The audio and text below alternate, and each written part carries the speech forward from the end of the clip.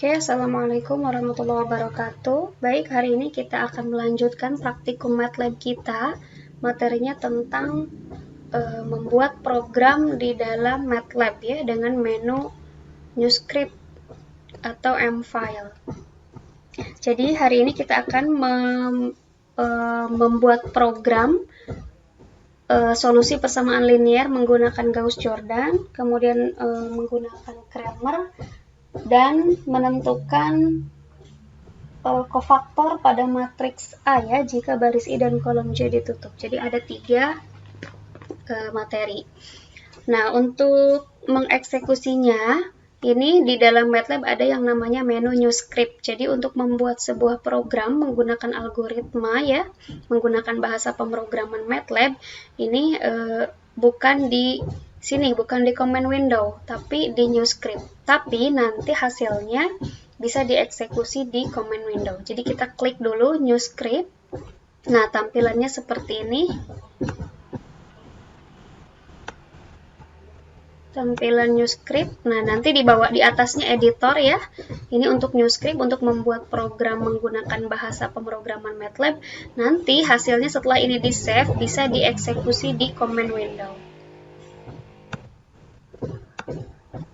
Nah, untuk mengefisienkan waktu, kita lihat saja halaman 23-24.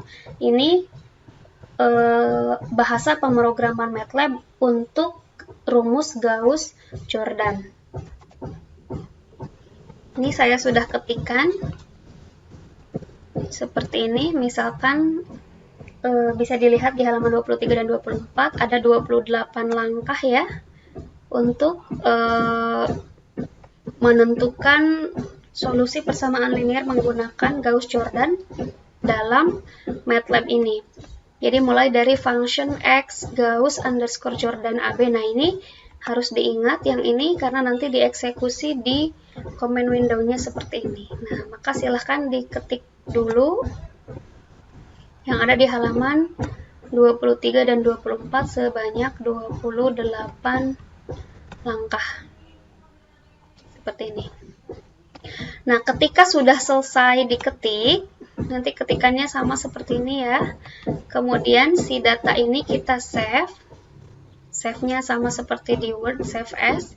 Nah, kita lihat save-nya di mana, di yang ada MATLAB-nya. Nah, tergantung install-nya di mana. Kalau saya kebetulan di dokumen, di sini ada bagian MATLAB. Jadi di sini kita akan save.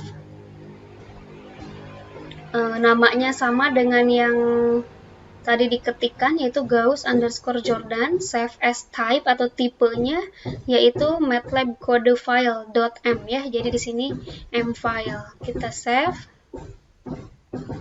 Nah, seperti ini dia sudah membaca yang seperti ini.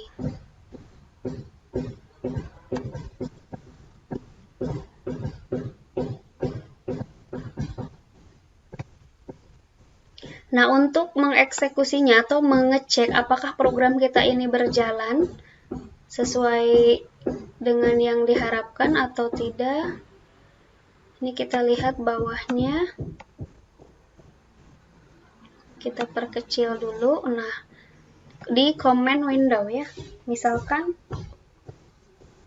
kita punya matriks A, isinya matriks berukuran 3x3 dengan anggotanya 213 di baris pertama, kemudian 321 di baris yang kedua, dan baris ketiganya 412. Kemudian ada B. B-nya itu solusi hasilnya, yaitu matriks ukuran 3x1 ya, 1, 2, 3. Nah, sekarang kita akan panggil Gauss-Jordan-nya.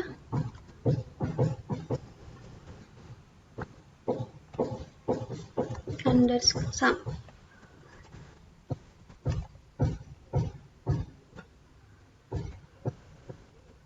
Sama seperti yang kita ketikkan di sini tadi ya. Kita copy saja. Nah, maka program yang kita ketik tadi itu tidak ada salahnya, berarti sudah benar. Jadi di sini ukuran matriksnya, barisnya 3, kolomnya 3 ya, sehingga diperoleh X1, X2, dan X3 ya. X-nya ini, X1-nya 0,9091, kemudian X2-nya negatif 0,2727, kemudian X3-nya negatif 0,1818. Jadi, mencari solusi persamaan linier waktu di aljabar matriks ya, menggunakan rumus Gauss-Jordan, ini bisa kita gunakan langsung menggunakan software MATLAB ini, karena kita sudah punya filenya di dalam MATLAB ini.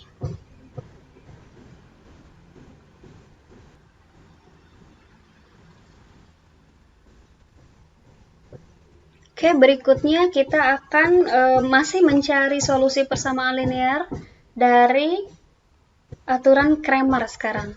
Masih di menu yang sama, pilih New Script lagi tadi. Nah, ini yang Gauss-Jordan dibiarkan saja. Kemudian ketikkan yang ada di halaman 31.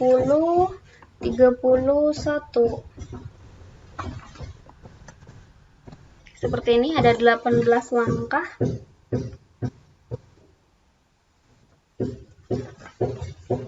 Ada 18 langkah ya, dengan fungsi X sama dengan Cramer AB. Seperti ini. Kemudian, sama seperti tadi, kalau sudah selesai, diperhatikan baik-baik, ini cara menulisnya harus sama persis. Kemudian nanti kita save as. Masih di data MATLAB tadi, saya namanya Cramer ya, cramer.m. Jadi ini di save.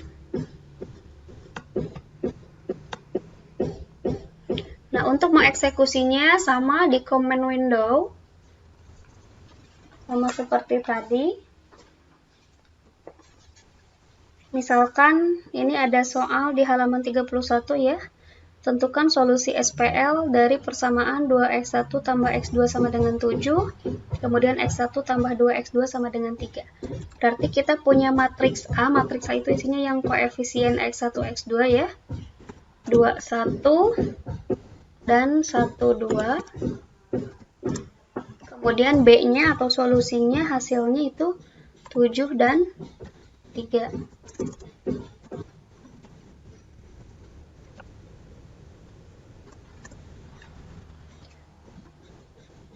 Kemudian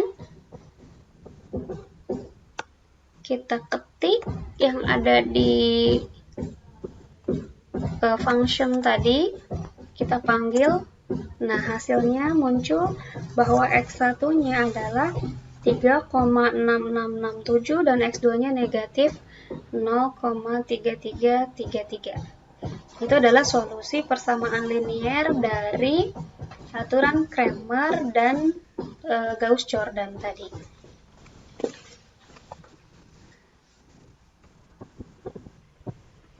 Oke, kita lanjutkan.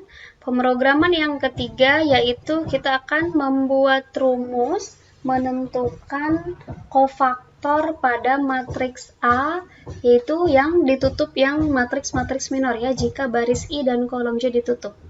Ingat ya, dicek lagi di aljabar matriks, yang matriks minor kofaktor itu yang matriks kecil-kecil yang ditutup baris ke I dan kolom ke J. Nah, ini kita akan buat programnya sama seperti tadi. Misalkan klik New Script ya.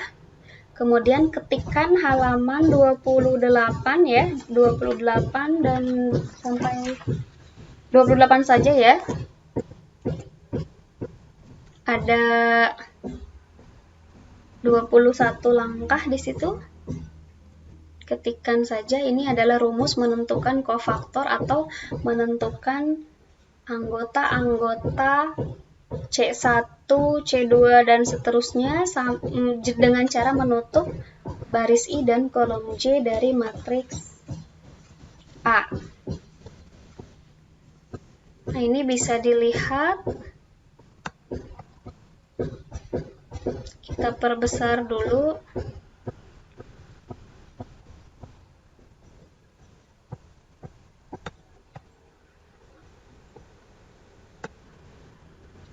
Ini ada 21. Seperti ini. Yang penting yang atasnya tadi ya, tetap harus sama. Nah, ini sama seperti tadi, kita save. Save-nya di yang ada MATLAB-nya. Ini saya beri nama cofactor, masih dalam bentuk M file ya. Nah, untuk mengeksekusinya mirip seperti tadi. Kita lihat di command window. Kalau di modul itu ada di halaman 29 ya. Jadi kita tentukan dulu matriks A-nya. Misalnya 1, 2, 3, 1, 2, negatif 3. Kemudian 6, 7, negatif 1. Kemudian negatif 3, 1, 4. Nah, karena cofactor itu kan berarti mencari determinan minor ya. Determinan minor jika baris ke I dan baris ke J ditutup. Nah, sehingga untuk mengeksekusinya, kita copy tadi yang judul dari functionnya.